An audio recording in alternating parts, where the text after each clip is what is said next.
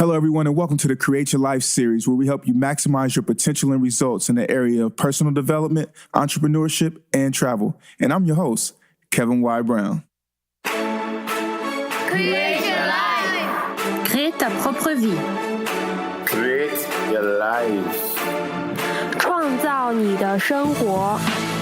Create your life. Crea la tua vita. Create your life. Ontdek je leven. You better create your life. Create your life. Create la vie. Create your life. Create your life.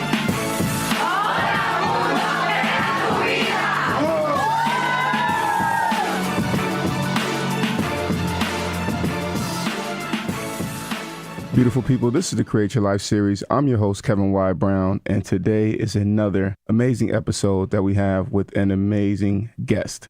So before we even bring her on, I want to let you know that she's a near and dear friend to myself, and we often talk about things that are not startup or entrepreneur related because that's the type of friendship that we have. And we also talk about her son, who is actually like the size of a superhero. So she's an amazing woman, and without further ado, I'm going to read you her bio. She has a master's in public health, is the founder of Okayso, an app that provides quick, personalized answers from experts to life's most intimate questions. She has worked in the field of sex education for over 15 years, starting as a sex educator at Babeland. While there, she taught hundreds of workshops and answered thousands of questions. She also spent many years working in the youth development at The Door, which is the country's largest youth development agency, serving over 10,000 marginalized young people every year. She has an extensive training and consulting experience around LGBTQ issues, pleasure, sexual health, and adolescent development, and a master's in public health from Columbia University. She is also an alum of the Startup Leadership Program and a winner of the Innovation Next grant from Power to Decide. Create Your Life family, please welcome Miss Elise Schuster. Elise, please say hello to the Create Your Life family. Hi, everyone. It's so awesome to be here. No, it's awesome to have you. I know this has been a long time in the making between us, getting you here, getting you on the show. So I'm ecstatic about having you here right now. Just to jump right in, you are a New York City transplant. Can you tell us a bit about growing up in the Midwest and making it out this way? Yeah. So I grew up in Iowa, which often when I meet people in New York, I'm the first person that they've ever met from Iowa. So that's always a fun experience. I grew up in a kind of medium-sized town in Iowa, but my mom grew up on a farm in Nebraska, sort of fully functioning farm. So our family has gone sort of farm to big city in just one generation. And I actually came out here initially for college, and my dad lives here. So I'd been coming to New York a little bit when I was a kid. Mm-hmm. So it was a place that was really familiar to me, and I always really loved the energy. And so it seemed like a kind of obvious choice when it came time to pick a college, although my mom was not as happy about that since I was leaving home. Right. And I'm thinking, you went from small town, big city. What made you stay? I just love the energy of New York. And I think in New York, you can be literally anyone that you want to be, and no one looks at you funny when you walk down the street. And there's a level of actually invisibility here that is really comforting to me. You can kind of be yourself and do your own thing. And when you live in a small town, everybody knows who you are. Everybody knows your business. And if you're like everybody else, that's great. But if you're different, then it's really hard. And I always felt a little bit different growing up. So I love being in New York because I get to be different. And there are like a million other different people here and nobody cares. Absolutely. And speaking of being different, what inspired you to want to jump into the crazy startup world? Yeah, it is crazy. I think I was almost dragged into it just a little bit, but I wanted to do something different in the world of sex education. And that meant getting out of the nonprofit world. And there aren't that many other places to go. So it meant kind of jumping into the startup world. I still, even though I've been doing it for a couple of years, I still feel like a little bit of an odd duck, just because my whole life was kind of nonprofit direct service work. And so being in the startup world remains a very different and new experience for me. Got you. And how do you feel like it differentiates or is different from what you were doing in nonprofit? Nonprofits are very driven by people first and foremost, right? And you work in a direct service nonprofit. When I worked at the door, I had clients. There were young people in my office every single day, plopping down in my office who were suicidal, who were homeless, who needed something from me immediately. And so that kind of focus is just incredibly different from starting your own company where you're talking to customers, but you're mostly just kind of like by yourself working on something, trying to reach like a goal eventually, right? Or trying to create a product. Trying to create a product feels very different than here's a physical person at my desk who needs something from me this exact moment. So when you decided to jump out and leave your job, where were you working? I was working at the door when I decided to leave. And so you decided to leave.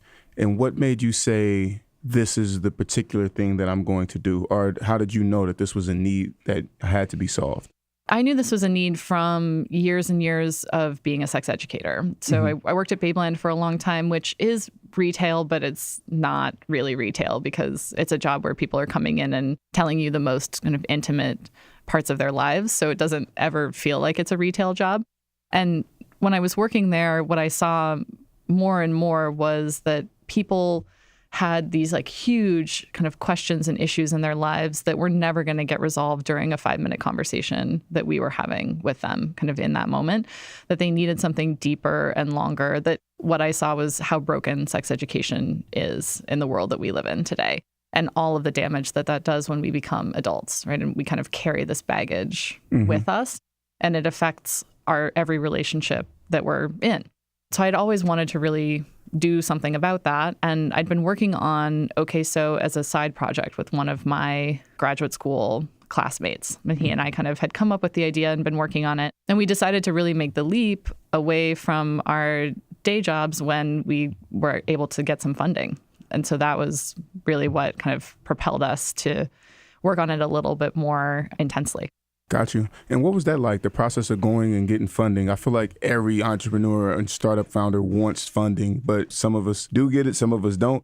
So what was that process like? Yeah, well, my process is really different than most folks. And I think it's a helpful thing to hear about because I think often when you're in the startup world, the assumption is that you have to go the kind of VC investment route.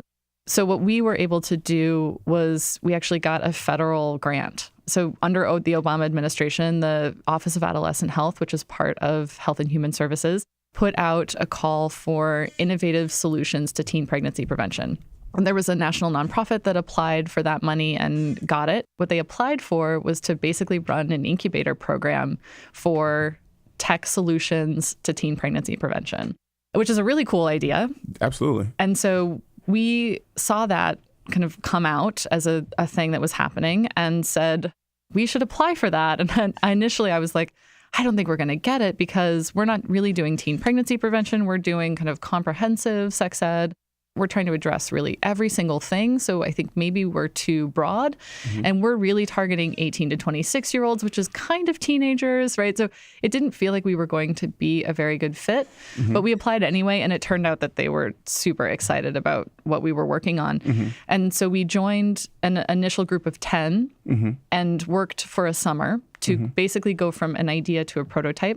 And then those 10 teams pitched a panel of judges, and then 5 teams got funding to continue on to go from prototype to launch. And we were one of those 5 teams. And so we got a fairly sizable chunk of money without giving up any equity, which is a pretty awesome thing to have happen. Absolutely. And a bit unconventional at that. Yeah.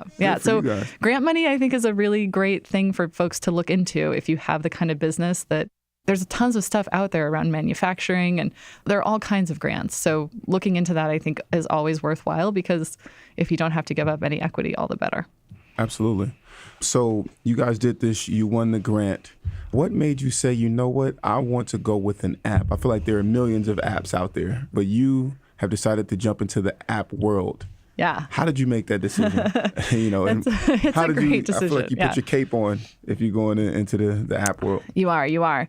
I think when we initially started thinking about it, there weren't as many apps out there. And so that was kind of how it got started, is that idea. But then as we started talking to users about what they would need, and we have both users and experts on our app. So that's something else, is that we're really building for 2 different groups of people, Absolutely. which can be a little tricky. Two different experiences. Exactly. And so I think what's hard for us is that users, I think, don't necessarily need it to be an app, but our experts do, because our experts need a level of customization that you can't get from just building a quick text interface.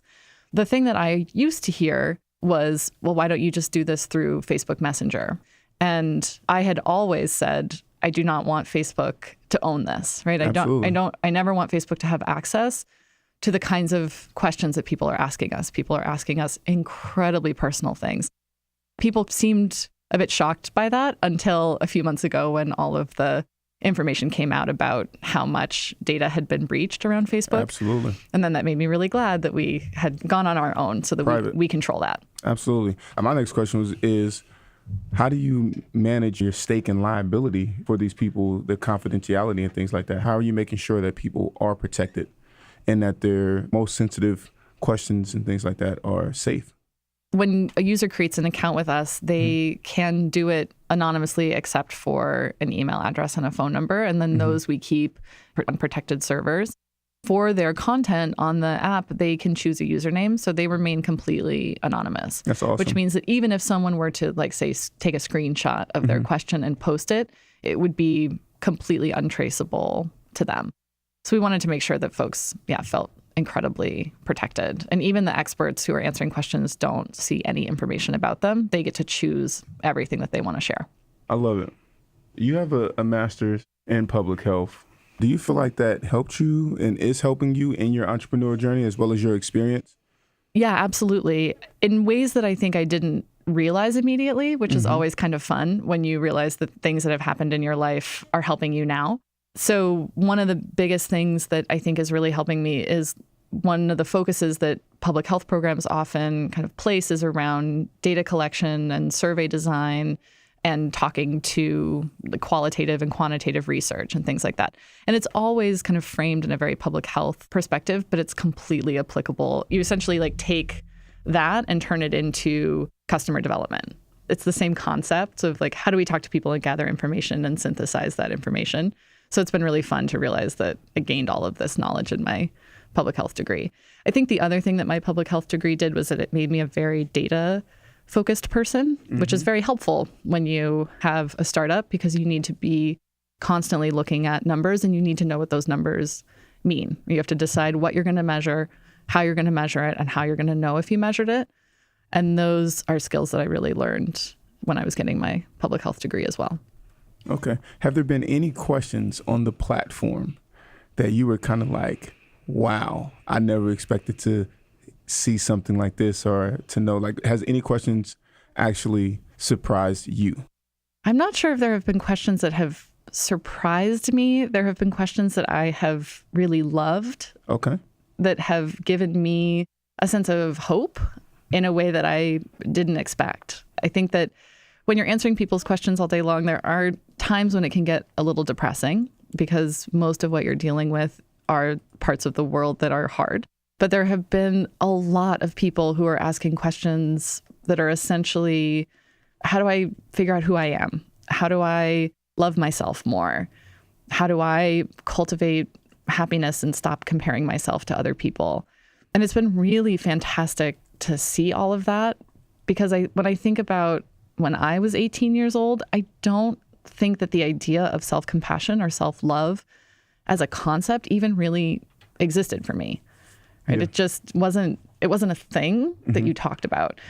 And so the idea that there are a bunch of 18 and 19-year-olds walking around feeling like, oh, there's this thing called self-compassion and I want to learn how to do that just makes me feel so warm and fuzzy inside because it's oh, maybe we're in this maybe there's a new era, right? Yeah. I think social media, everything is a double-edged sword. So on social media, you can compare yourself more to other people, but I also think you can see people who are working against that and realize that oh, there's this other way of being. Yeah, absolutely.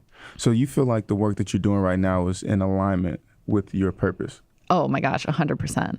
Love that. Yeah, I can't imagine doing work that wasn't, I guess. It's just kind of how I was raised, how I've always been is I don't think I could ever have a job that felt like it wasn't aligned with my principles. So what inspired you to get into the public health realm then? Is your undergraduate degree in the same or?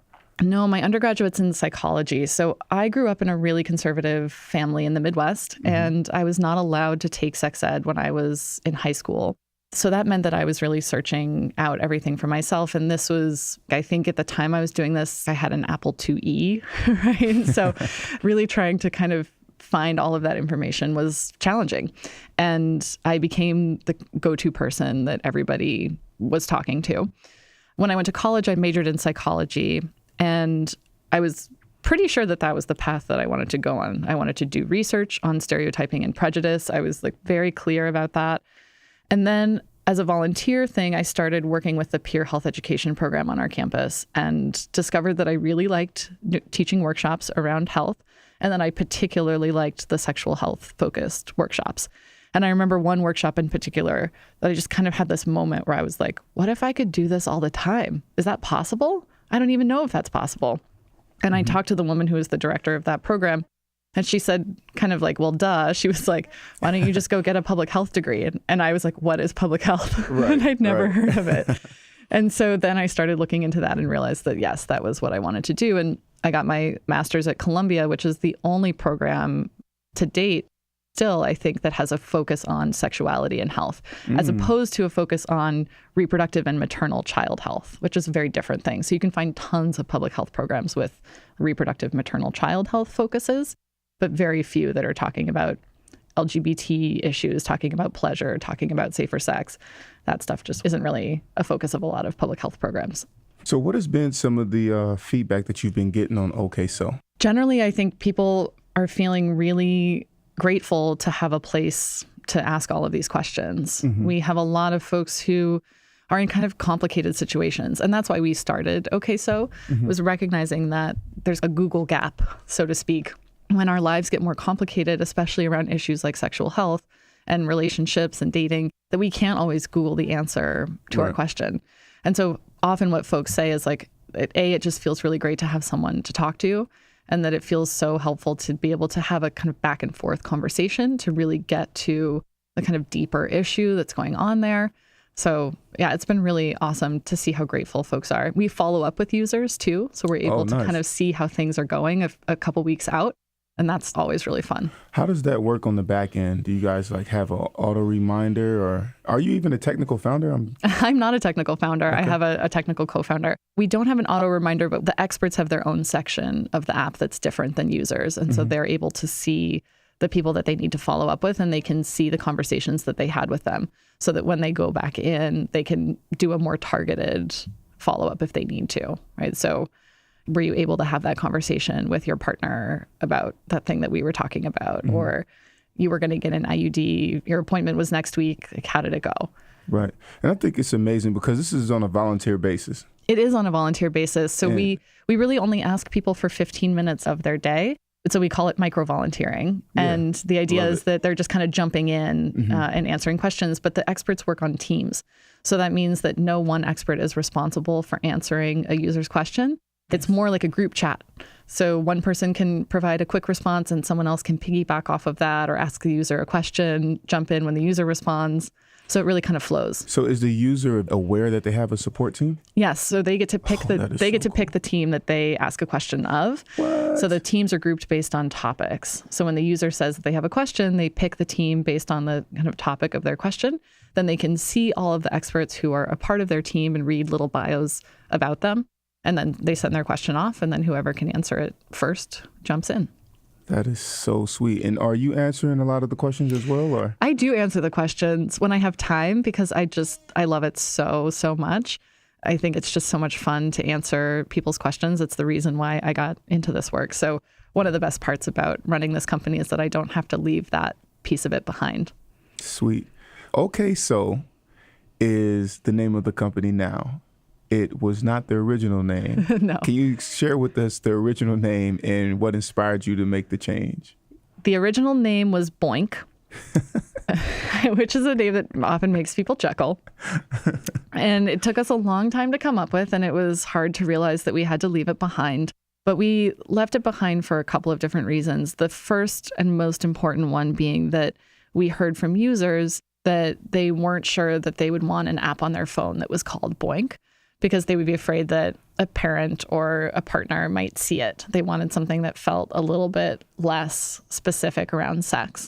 And so that, of course, if your users are telling you that, then you go where your users are. Customer development. 100%. And then the other thing was that we started to realize that actually we might not want to be entirely sex focused as well, and that we might want to expand our topics. And we actually, a little bit ago, we added a stress and self-care team, which is now one of our busiest teams because it turns out everyone's really stressed out. So we changed the name to Okayso as a way to kind of broaden that. And I love it so much as a name now because I think it really speaks to what I was saying before about complicated situations. That's how we start those kinds of sentences. So we will be talking to our friend and say, okay, so here's what happened. Right. So I think it kind of lends itself to communicating what we're about very clearly in the name. Love that. You went through the SLP Accelerator. How do you feel the Accelerator culture helped you in your entrepreneurial journey and to actually evolve from Boink to Okayso, so on and so forth? There are two main things that SLP was really helpful for me personally. The first was just content knowledge. As a non-technical founder, as someone coming from the nonprofit world without a business degree or having worked in finance, so many aspects of the startup world just felt alien to me. And I had, I think, a ton of, and probably still do, a fair amount of imposter syndrome around not being able to handle that stuff. And so being able to actually learn it from experts and ask questions and get help was so phenomenal to me. And it actually also showed me how much I had already learned when I got there and how much I knew, which is always really helpful. And then I think the second thing was really having an accountability practice, having a group of people that you could be vulnerable with, who you could share with, and who you had to show up every couple of weeks and say how far you'd gotten. It's really always helpful to have kind of those touchstones. I think you can get so in it that you pulling back and seeing that bigger picture every little bit is incredibly helpful. Love it. And SLP stands for Startup Leadership Program, Create Your Life Family. Just want you to know that. What are some things that you wish you would have known before jumping into the startup realm? I wish that I had known that everybody is winging it. I think that often when you read things about startups or you read about successful businesses, you don't see the messiness behind them. You also often see only a couple of different paths. And the other thing that was so awesome about being part of the Startup Leadership Program was that tons of alums come back to speak and you get to see all of their journeys. And I think one of the things that I've always struggled with is that I don't necessarily think that we will follow the traditional startup path. And being able to see other paths from other founders for me has been sort of invaluable. So I wish that I had realized how many different paths there are. There have been moments when I have felt kind of pressured to change what we're doing to fit that VC path. And I don't want to do that, right? So it would have helped kind of in those moments. Yeah, I think that's one of the biggest things that we saw and heard from the alum that came back was just, hey man, this was my way, but it doesn't have to be yours. And time after time after time after time, it was just being reiterated. So yeah, that's spot on. Anything else that you wish you would have known? I think also just recognizing that every industry, so to speak, has its pluses and minuses. Very true. I think it's after many, many years in the nonprofit world, I think I was a little burnt out. And so initially I was like, oh my God, startups have it all figured out. And then I was like, okay, wait, hang on. No, right? I think there's so many things that we can all learn from each other. I think there are things the nonprofit world does really well and things the startup world does really well and some things that sort of regular corporate America does well. So just trying to kind of pick and choose from that and realize there's no one way of helping people. You got to figure out what is going to work right for you. So how big is your team and how did you go about assembling your team? We are small. So there's really just myself and my co-founder right now. Well, we started out with a different two co-founders. So we have a little bit of a complicated story. So it started out with two non-technical kind of content expert co-founders, myself and my grad school classmate. And we had no idea what we were doing. And we're trying to create this tech product with no experience, and it was not going very well. And I'd been talking to my sister about it off and on for a long time. And she started talking to her boyfriend about it. And he was a full stack developer who was very interested in what we were doing. And so we started talking with him, and he kind of came on board as a volunteer. Then when we got the grant, my initial co-founder, who'd been the content expert with me, was not able to continue on for some conflict of interest reasons.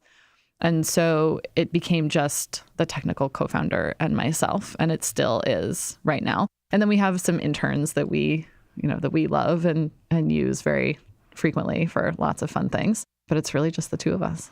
You said something that I thought was hilarious.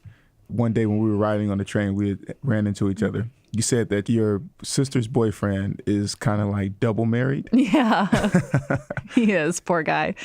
Yeah, I mean, when you start a company with someone, you spend an incredible amount of time with them, and you have a baby that you're working on together. Right. And so I think it's very much like being, people often say you're kind of married to your co-founder because you're having disagreements with them and you're working through difficult things with them, and you have to compromise and you have to see the other person's point of view. And so he has spent almost as much time with me as he has with my sister, and knows the two of us very, very well. I love it. So he's got some interesting holidays coming up. It's always funny when we're together, just like at a family event, because we'll just kind of look at each other and be like, "What's up?" But we don't talk about work. So we'll talk about other things. But it's just it's always a very amusing thing because we'll see everybody else hasn't seen each other in weeks, and we saw each other like 3 days before. Right. Love it. And you've been on the phone for the last 3 days as well, leading up to. Exactly. It was slacking back and forth constantly. Yeah. Love it. Always. I think he and I communicate more frequently throughout the day than he and my sister do, obviously. And sometimes I know we kind of compartmentalize things, right? So he knows things about my personal life that she'll tell him. I know things about their relationship that she'll talk to me about, but There's a wall. There's a wall. Got you. Set those boundaries. That's important. Okay. So Elise, what would you describe or say was your defining moment, a moment that put you onto the path to where you are now? The biggest one is when we were making the decision about whether or not to apply for the grant, for the incubator program.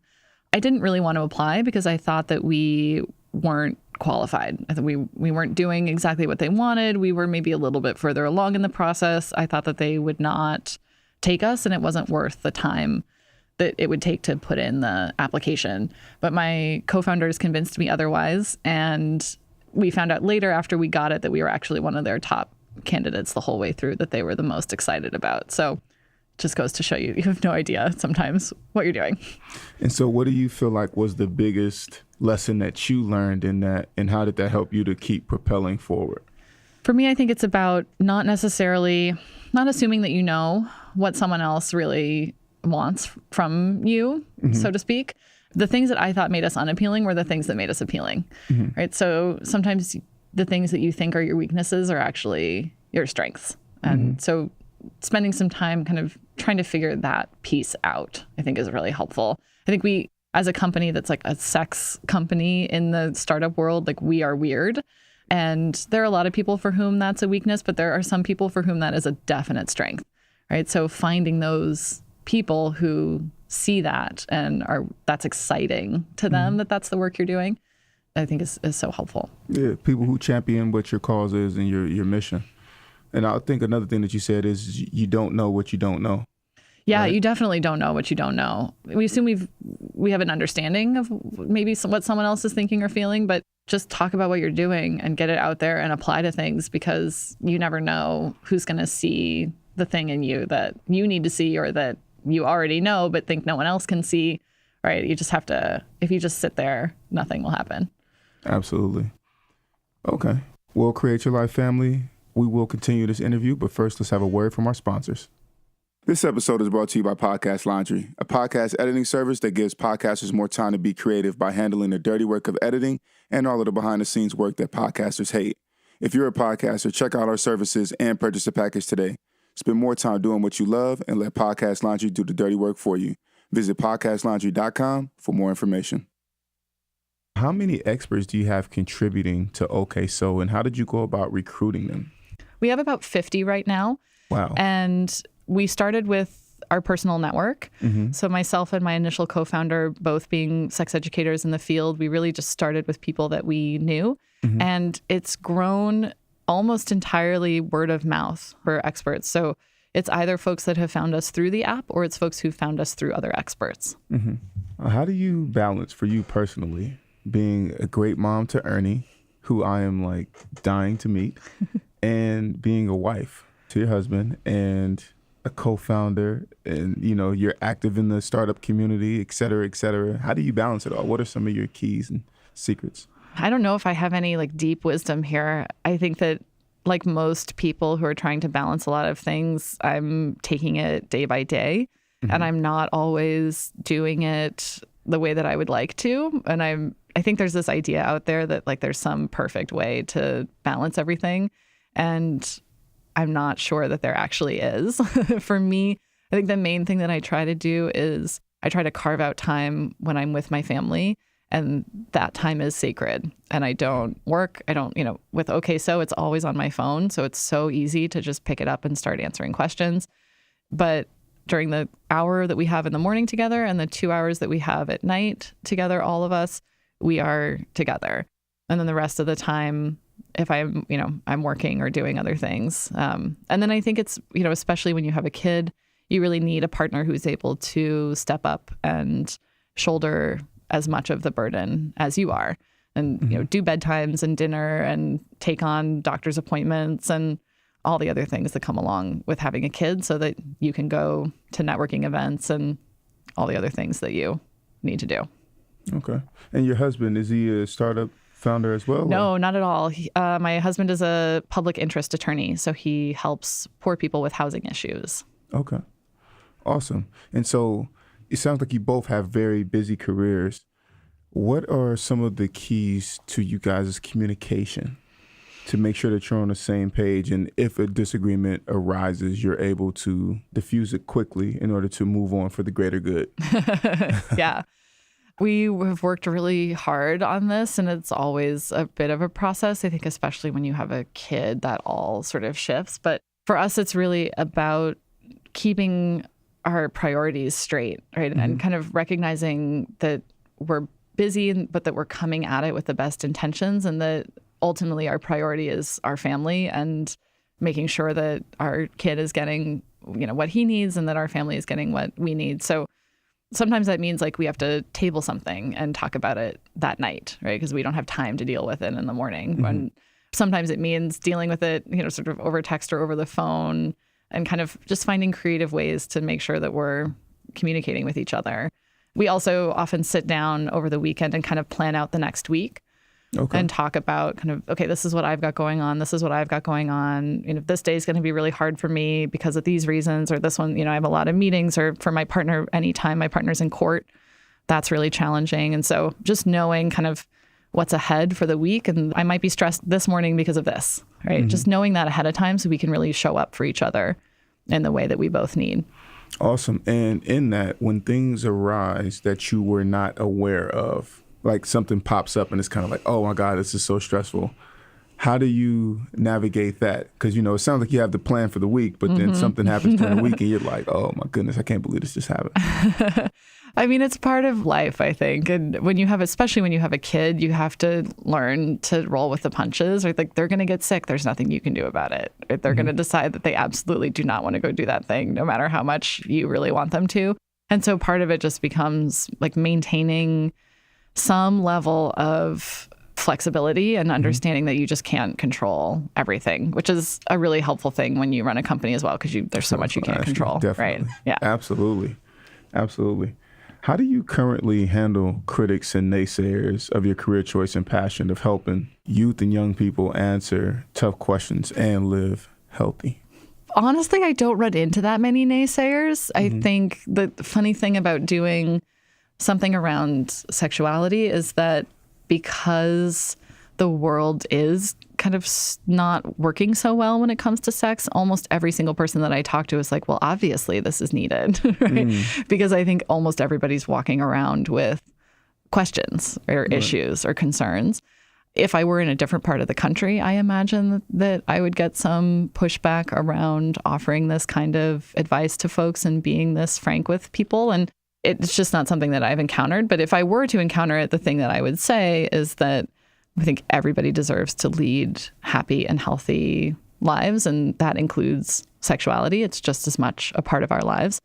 And that actually there's some amazing research out there that shows that the earlier and the more sort of comprehensive the conversations are we have with people, the decisions that they make are healthier decisions in the long run, right? So in the Netherlands, where they have sex education that is incredibly comprehensive, young people actually, the first time that they have sex, they're older than they are in the United States, right? So it's when we hide things and build in a lot of shame and guilt and fear that people actually are more likely to have sex earlier, to get pregnant, to get STIs, because they don't have the information that they need.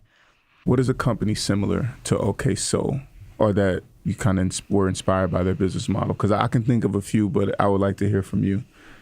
For me, actually, the company that inspires me the most is Crisis Text Line. Okay. I don't know if you've heard of them, but Nancy Lublin, she started Dress for Success, which provides clothes to low-income women who are trying to get jobs. And that's an amazing company. And then she came into DoSomething.org and like turned them around completely. And then she started Crisis Text Line after that, because at Do Something, they got a text from a young woman who was being abused. And they were like, what? Like, we are not equipped to solve this. Crisis Text Line, I think, is just such an amazing example of taking a simple idea, which was like why people should be able to text someone immediately if they're in a mental health emergency, right, and get support, and like really running with that. Okay. And who would you say are some of your sheroes that you look up to? Well, Nancy Lublin is absolutely one of them. She is a total badass, and I love her so much. And then my other main shero is a woman named Natalie Molina Nino, who is a serial tech entrepreneur and has done some amazing work at my alma mater, Barnard, around entrepreneurship for young women, and currently has a Series B investment firm called Brava that invests only in companies that are uplifting women. She spends her entire life lifting up, supporting, and kind of validating and bringing up women who are doing amazing things in the world. And she's just incredible. Love that. Absolutely love it. What advice would you give to other young ladies who are looking to become co-founders or be their own boss, similar to you? Or just like you, I'm sorry. I think that we get so many messages in the world about what it means to be a woman and, you know, how you're supposed to behave and act. And so I think most of it for me is really just to realize that you have everything you need within yourself to do this. And that even in those moments when it feels like you don't know what you're doing, that A, it's okay to not know what you're doing, or you don't have to have every single thing figured out, but that you probably have it a lot more figured out than you realize. So keep pushing. If you weren't doing what you're doing now, what would you like to be doing? Or what would you be doing? Career, hobby, anything that you always wanted to pursue? Almost everything that I've done has been kind of in this world. So I think if I weren't doing Okayso, I would probably be doing a lot of kind of training and consulting around these issues. But that's a boring answer. So if I could do anything else, like if I could kind of have another life and do it all over again, I've always wanted to be a Foley artist. Like the people who do the sound effects in movies. Really? Yeah. It's just like a thing that I've always found really fascinating, because they take things that, like in Jurassic Park, when the like little babies are being born out of the eggs, they're like using melon to make the like squishy membraney noises. And I've always thought it's so cool how they can take objects from our world and make it sound like something totally different. I just think there's like a level of creativity there that I love. Have you ever seen, there's this guy who is responsible for like 90% of sounds or something like that. I saw this random, I don't know what I was watching one day. It might have been a YouTube video or maybe a Facebook video. And so this guy, he's like the go-to person for sound effects. And he's like in this room, like stepping on mattresses. That's what I mean. That's who they are. But yeah. There's like one particular person who they were like, he's like the godfather, or he's like the guy to do it. So. It's so cool when you see, I just think it's so amazing anytime you can kind of get behind the scenes like that. But to see folks who are, taking like a pile of chains and making them sound like something totally different, and your brain just goes with it. I just think it's really awesome. I would love to do that job. And something else that I thought was really cool, watching a lot of the Marvel movies, the guys who are behind in the CGI and making everything so seamless, when they start breaking it down, it's kind of like, wow, what am I doing with my life? Like I should be a CGI artist or, into the graphics and things like that. So that's actually pretty cool. Was there ever any point that you felt like you wanted to give up on this journey as an entrepreneur? If so, when and why, and how did you push through that point? I think there have been several points, and I'm sure there will continue to be moments when I feel that way. For me, I think the biggest moment was right before we found out about the grant, when we were kind of in this place where everyone was working regular jobs and working on this on the side. We'd been doing it for a while. We hadn't launched yet. We didn't have money. We were literally sitting around having a conversation that was, should we fundraise first and then launch, or launch first and then fundraise? But how much could we really do? Right? And I was sitting in that conversation thinking, are we ever going to get there? Is any of this worth it? Like, maybe we should just all give up, like, enough. And then I think we found out that we had an interview for the grant maybe a week or two later. That was one of the lowest moments. And since we got the grant, a little bit of funding to work a little faster and push a little harder can make such a big huge difference. Right? Because it feels like you're a little bit out of that kind of slog. It's confirmation. Yeah, absolutely. And it's nice to be around other people who are building things too. I think that's the other thing that was helpful about SLP and helpful about the incubator program that we did, was that we were with other people experiencing the same thing. I think when you're in that moment and you don't know any other founders, you're like, oh, there's something wrong with me. But if you know other founders, you're like, oh no, that's just being a founder. You'll get through it. What has been the biggest personal challenge that you have needed to overcome in order to be who you are today? My biggest personal challenge is around the way that I was raised. I was raised in a household that really valued peace. Peace, I guess I would say. You put other people before yourself. You don't rock the boat. Conflict is bad.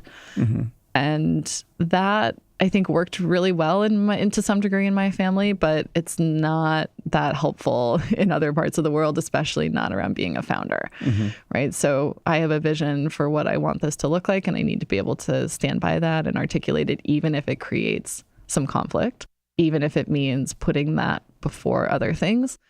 And so that for me has been the biggest aspect of my life that I still think that I'm working on every day. And in your personal life at home, do you feel like you operate your household like you were raised, or is it more so in this, let's all be completely honest and, upfront about everything? It's a mixture. Okay. The thing about how any of us are raised is that, the way that we spend the first 15, 20 years of our lives, like that sets down patterns. And that's behavior that we learned over 20 years of time. Absolutely. So it takes time to change those behaviors as well.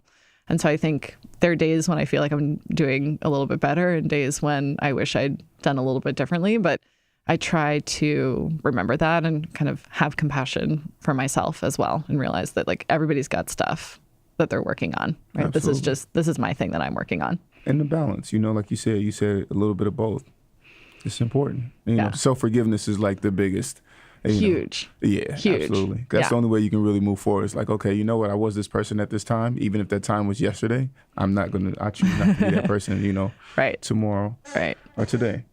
Who has been your biggest champion on your path to becoming who you are today? I have so many champions. I feel really blessed and really lucky.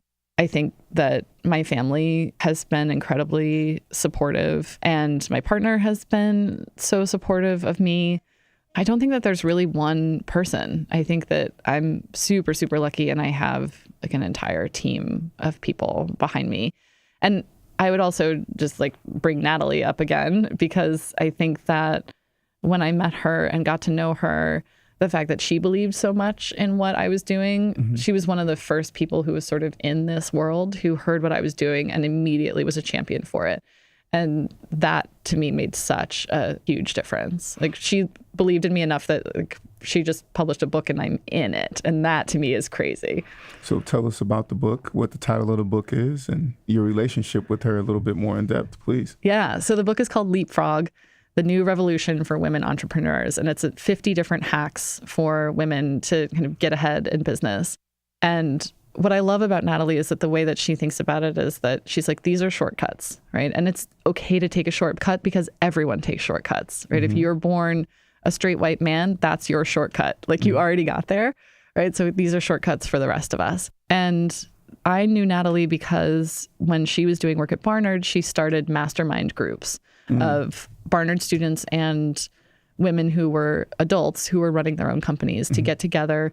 And again, kind of accountability groups to talk about what it's like to be a founder, what it's like to run your own business. And I was part of one of those groups. And that's how I initially got to know her.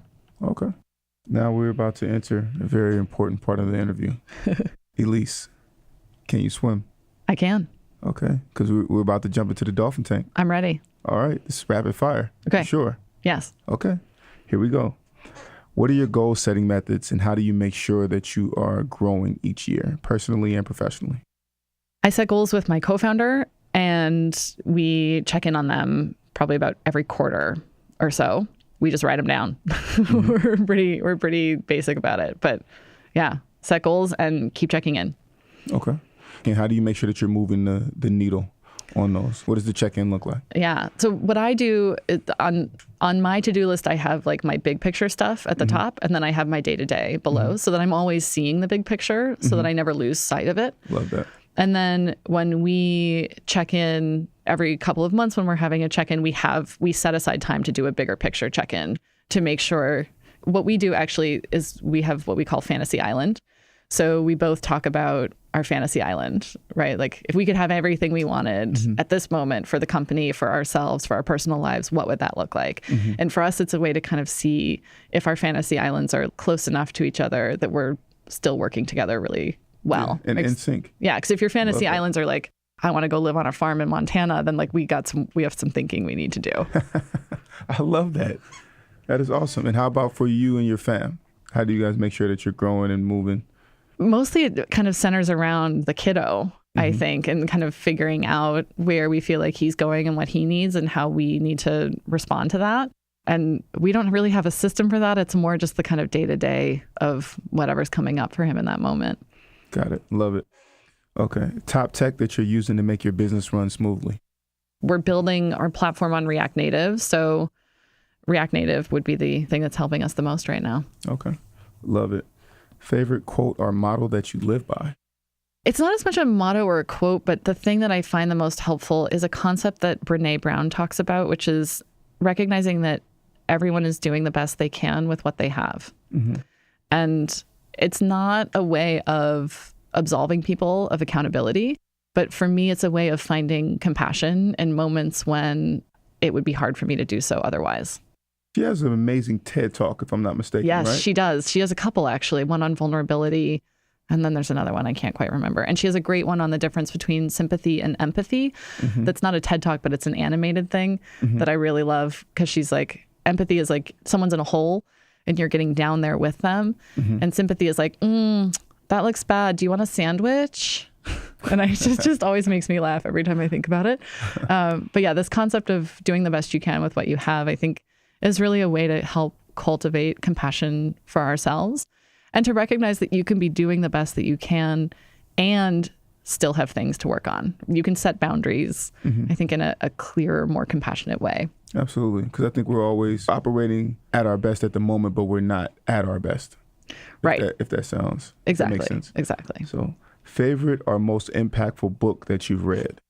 And if you have a few, it's fine. You can please share. I'm a big reader, so I'm like, oh my God, where do I start? But for me, it's really anything by Pema Chodron, the Buddhist monk. Okay. She has When Things Fall Apart, or not When Things Fall, that's a different person, but she has a Things Fall Apart book. She has just a couple of different books about kind of being in difficult moments. And again, kind of cultivating self-compassion and remembering that life is a process, right? I think I'm the kind of person who I find it harder to forgive myself. I hold myself to high standards. Absolutely. And it's good to do that, but you also need to find flexibility and let go of some control and be able to find that love for yourself. And her books are this like constant reminder for me of how to do that. What do you feel like were some of the keys that helped you to relinquish some of your control? Well, having a kid is a great way to relinquish control. But I wouldn't advise everybody to just run out. Don't just go have a kid. No, but tell us. I mean, having a kid is, you have so little control. You can't control who they are as a person. You can't control the way that they come into the world. You can't control what kind of baby they're going to be, or, it's really about figuring out who they are and kind of taking a step back and letting them be that person. And I think so many of us have childhoods that were hard because our parents weren't able to do that as well as they needed to, maybe. So having a kid has been helpful. And therapy is great. I love therapy, highly recommend it if you can afford it and access it. I think having someone kind of hold a mirror up and offer some different perspectives is incredibly valuable. And then I think just trying to really surround yourself with different kinds of people, right, who have different worldviews, who see things differently, because I think that's when you realize that, like, oh, this person didn't do that and it all is fine, right? Like, they didn't control that whole situation and look, it turned out great. So, question for you. Were you going to therapy prior to being a startup founder? I was, yeah. I've been going to therapy for 7 years now. Wow. I'm so happy to hear you talk about it openly. You know what I mean? And just to hear people talk about how important it is to have that mirror held up to you so that you can move on. Because remember, we're operating at our best, but us operating at our best is not our best. Exactly. So, exactly. Yeah. 4 stars. Highly recommend. Okay. Only 4? 5, 10. 3 jewels that you would tell someone looking to create their best lives. Self-compassion, determination, and love. Surrounding yourself with people who love you. Absolutely. What's next for you? Well, we launched in May. So for us right now, it's really just about getting the word out there and growing as much as we can and trying to, turn it into something that we get to keep doing for a really long time. So for me, it's about helping my company grow and helping my kid grow and growing myself. Just growth all around. Okay. How can an expert get onto the platform to contribute and help? And what are the qualifications? So if an expert is interested in helping us, you can apply through the app. So you just download Okayso, and under the expert tab, there's a place to apply. You can also email me, ELISE @okayso.co. The other thing that you can do is just find us online, social media. We're happy to take anyone who's interested. And we think really broadly about an expert, actually. So we do have folks who have tons of training and expertise on specific areas. We get questions about this type of birth control versus that type of birth control, or specific types of STD transmissions and things like that. So there are absolutely things that require some training, things that I don't know the answer to. But then there are other things, I think, sort of some of the more relationship type things that people are dealing with, or stress or self-care, where we don't necessarily have to have training in that area. You just need to be able to be a compassionate person, right? So an 18-year-old who is breaking up with their boyfriend before going off to college and is feeling devastated about it, right? Anyone who's 30 can offer some advice. Absolutely. Right? Because we've all been there, and we know what's beyond it. Right. Right. So being able to be with them in that kind of moment of pain, right? And that feeling like your world is ending, and not diminish that or dismiss it, but to also say, actually, guess what? You think your life is ending right now, but it is just getting started. You're right. Just beginning. Love it. How can we keep in contact with you? Well, you can follow us on social media. On all the social media platforms, we are Hey Okayso. So you can find us there, and you can download the app if you want to and ask questions. If you've got them, we're more than happy to answer them. Okay. Awesome. Well, Elise, thank you so much for being on the show. Create Your Life family. We are about to jump into the last part of the show, which is the turnaround. So what that means, as you all know, that Elise is now in control of this interview, and you can ask me questions and you can ask me anything, and now I have to answer. So Elise, take it away. My only request is be gentle. Always. So I hear that you're doing 30 interviews in 30 days, Yes. and I'm really curious about what that experience has been like for you so far. So you are actually the first person of the 30. And the experience has been very cool, but it's been a little intense because now what we're doing is compiling the list of the people who we want, but we need them to actually reply within this window of time. And then I'm trying to set boundaries around what times I'm going to go ahead and do the interviews. But in another sense, I'm like, no, let's just get the interviews done.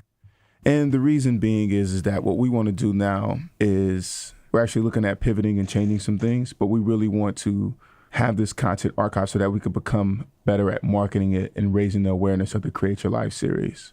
Definitely we have the national syndication and things like that, but we want to really be able to project out and have a more systemized approach towards things, because we're looking at people like John Lee Dumas, who's like one of the godfathers of podcasting, and looking at what he's doing, he's releasing 5 episodes, and some of these other people who are doing daily podcasts and doing podcasts and things like that, it's not a week-to-week thing. They're batching interviews and then having them edited, and then it's planned out and systemized. And so it's just another way of evolving and really moving things forward into the next level, but holding that mirror up to yourself and having others do the same, and also going and attending the conferences. Like I went to the Podcast Movement Conference down in Philadelphia. Absolutely amazing conference, but got so much insight and made so many new friends that I'm just like, hey, man, this is what it's about. And this is the way that we can do things and improve them for us as a brand moving forward. So what are you feeling like most excited about right now for Create Your Life? I am really excited about the December move, because going to Africa and doing the interviews over there, I think is going to be so insightful and so enlightening. And I'm excited about these 30 interviews. I think that it's going to be a tough challenge, and I think it's going to push me out of my comfort zone. Like today I have 4 interviews, we might end up with 5. Yeah. So it's a lot, and it's just a preparation, and you have to be sincere and connected to the person that you're interviewing the entire time. I find it to be fun because I love to have genuine, insightful conversations. And I feel like once, you get in here and I'm asking you questions, I can ask you anything I want, I just think that that's fun. So I'm excited about this 30 and 30. So yeah, it's going to be intense. I'm so excited. Can I ask you one more question? You can ask me a few more questions. What do you feel like you've learned about yourself from doing all of these interviews? One of the biggest things that I've learned is that I'm not the only weird one. So I've learned definitely not to live only in my head, that it's okay to ask for help. These things that I knew, but it's that other people are doing them. That has been really liberating. One of the things, so I asked that 3 things that you would tell someone to create their best life. And one of the most frequent answers to that question is do what you love.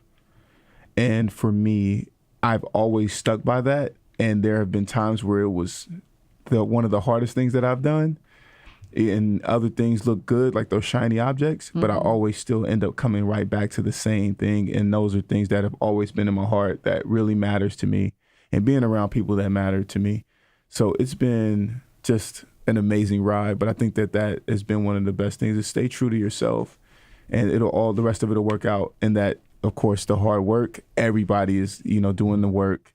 Everyone is stressed, and we're going through similar things, but there's so much power in that vulnerability. And at the end of the day, when you're doing the work, that is what separates you from other people.